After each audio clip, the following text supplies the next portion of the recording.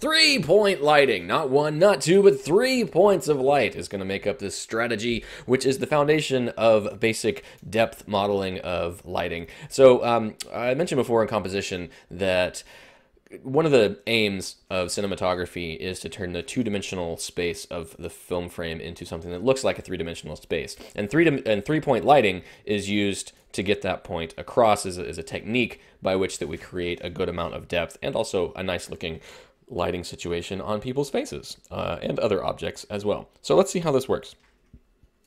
Oh boy, what did I just do? Everything went away. That's right. Darkness is what you have to start with, an absolute blank canvas. So we don't want to start with an absolute darkness when we start putting our image together because nobody would be able to see anything. But that's what you have if you don't have any light. So we'll put our baseline back there, but I did want to remind you that we are dealing with matters of light and dark. So keep that in mind, will you? What we're going for is placing a person sort of in our shot, and this is an overhead view. This is a person's head and shoulders, and I can give him a little bit of a nose there so we know which way he's facing. So he's it's more like a beak, actually. So this is our person, and they're facing south, I guess we'll call this. And we have to set up lighting in 3 points, meaning they're going to be in 3 different places and 3 different light sources, potentially. And we want to make them look good. So if you notice, the first most important thing that is going on here is that we have a lot of space to work with around our actor, right? That's required. You actually have to have, 360 degrees of room in order to place your lights in all these different locations. So if he's up against, a wall, then I can put a light here and a light here, but I don't have room to get a light behind him, right? And the same thing goes for, if he's up against a wall here, I can get a nice light in front of him, and might be able to get a light behind him, but I don't really have any options for putting a light, much to the side there. So if you take nothing else away from this experience, know that you need lots and lots of space around your subject in order to place the lights. So this is important when you're choosing your locations for doing this. So, try not to do it in a closet or a really small room because it gets very challenging about where to place the lights. Now, there's ways to overcome this when you start gathering lots of cool gadgets and gear that will help you make more use of that space. But for the most part, it's way easier to do this if you have room to work. Okay, so we have 3-point lighting, which means we have these 3 places that we put lights, and they all have different names. So we're going to start with the first one, which is the key light. Key meaning the sort of most important, not really so much as in a thing that opens locks, but if that makes it easy to remember. So I'm going to put my key light a little bit offset from center, and it's going to be the strongest light in the scene. It's going to provide the primary illuminations. So the key light is shining on him slightly off center. And the reason we do this is that if you've ever seen what somebody looks like when light blasts directly in their face, it just sort of flattens it out. So our idea here, the way that we're creating 3 dimensions is by the subtle use of shadows and texture. And in order to do that, you want to move your lights slightly off axis so that you're taking advantage of the contours of the human face and placing shadows that make sense to make things not be flat.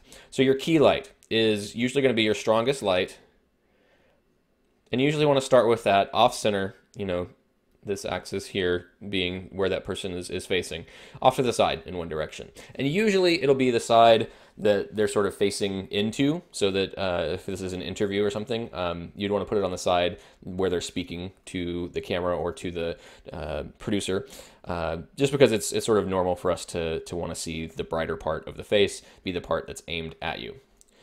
So what this does, however, is it casts shadows. And so if the light's going this way, we're also going to get shadows kind of over here and back here.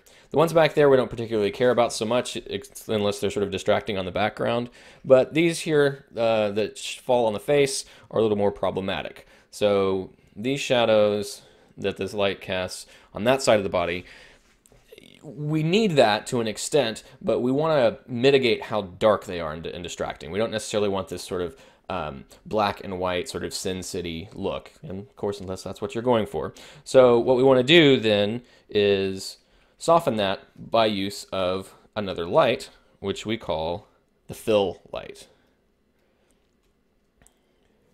The fill light is usually going to be a little bit less powerful and probably more diffuse. If you remember our discussion about the properties of light, this is usually, I mean, it doesn't have to be, but this is going to usually be a little bit harder of a light than this. So this is a little bit softer light, and it's a little bit smaller.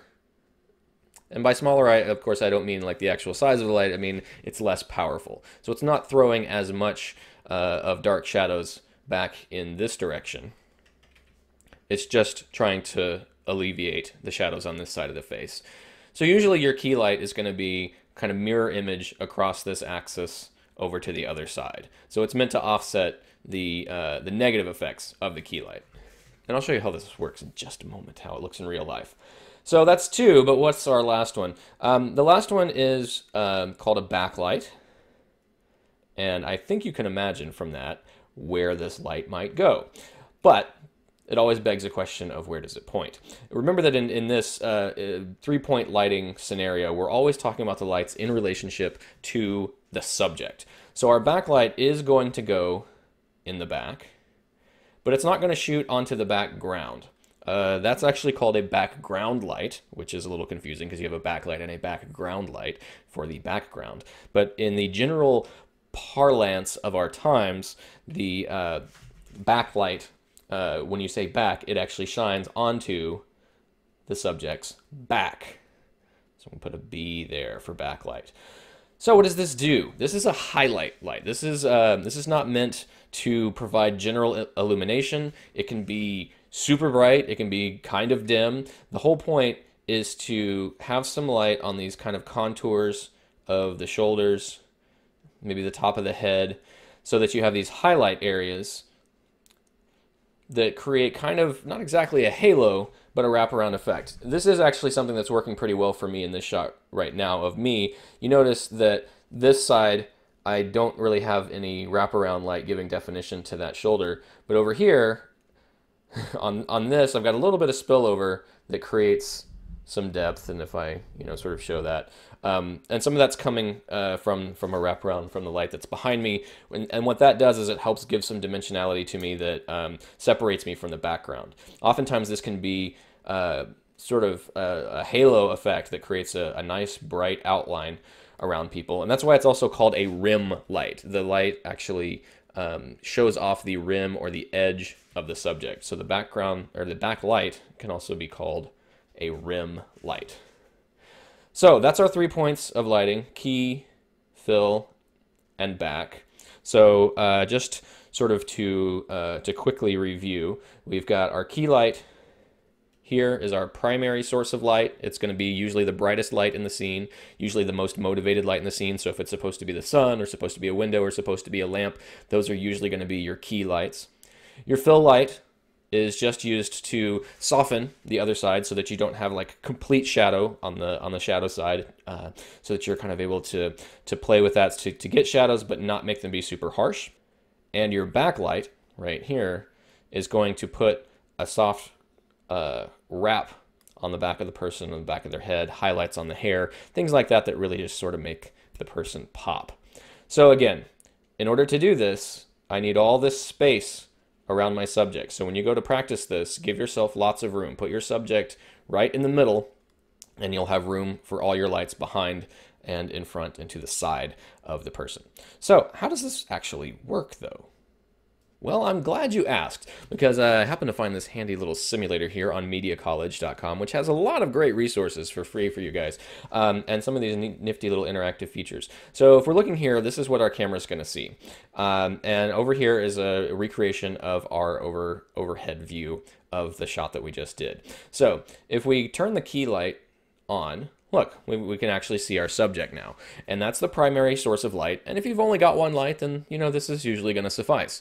But you see that we do have some pretty dark shadows. We're losing her ear over there and sides of the neck, and her hair isn't really distinguished from the background. So a fill light will help with that. So let's turn on the fill light and see that that fills in some of those shadow areas. It's not competing so much with the key light. It's kind of evening it out a little bit. Now, she's still against a black background. She's got kind of a dark shirt on and dark hair, and I can't really tell where her hair ends and the background starts. And this is really where the background, this is really where the backlight comes in handy. So I'm going to turn this on, and look at that. I've got a nice edge there on her hair, and on her shoulder here now pops out from the background. Turn that off. I don't get that definition. Turn it back on. Suddenly, ooh, very nice. I can see where she ends and the background begins. We can also turn these off individually, and you can sort of see what each light is doing by itself. So notice that our backlight is really only providing this outline, this sort of silhouette shape and highlights on some of the contours there. The fill light is obviously pretty dim. It's casting light only on this side to fill in the shadows. So if there isn't a key light, you can see how sort of different from the key light. Very strong key, very soft, very low power fill. And your backlight can actually be soft or hard or bright. It just kind of depends on if you want this to be a super stark line or if you want it to be very subtle. But ideally, we get our key light, our fill light, and our backlight. We've got a pretty good shot. And you usually want to do them in that order because that's sort of the order of importance, especially if you have a limited amount of time. Obviously, if you only have one light and no time, this is going to be good enough. And if you have some more time and some more light, then hey, that's even better. And if you have more light and more time, then that really is the icing on the cake. So that's sort of the practical approach to three-point lighting. So keep this in mind as you go out there and practice with shooting. Remember, your 3 points are your key, fill, and back. And for bonus points, if you do have an extra light on you, you can put a background light, which provides some illumination in the back.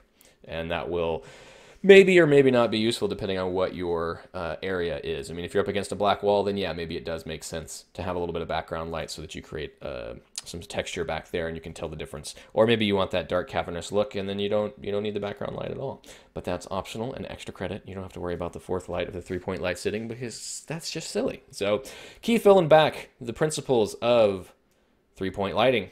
Enjoy. What does that mean, enjoy? No, what I mean is practice this and do well.